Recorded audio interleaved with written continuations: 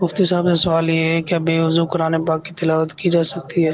بے وضو زبانی قرآن پاک آپ پڑھ رہے ہیں تو بالکل قرآن پاک آپ بے وضو بھی قرآن کی تلاوت کی جا سکتی ہے۔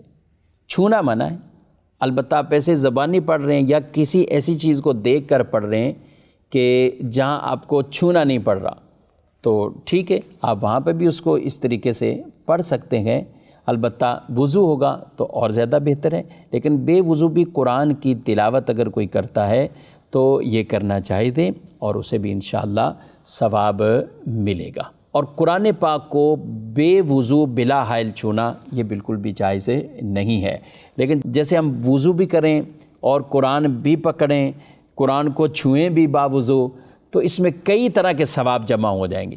وضو کے ساتھ قرآن پڑھنا، قرآن کو چھونا بھی عبادت، قرآن کو دیکھنا بھی عبادت، تو کتنی عبادتیں اس میں شامل ہو جائیں گی۔ تو لہذا کوشش کریں باوضو حالت میں ہی قرآن پاک کی عادت بنائیں، پڑھنے کی عادت بنائیں۔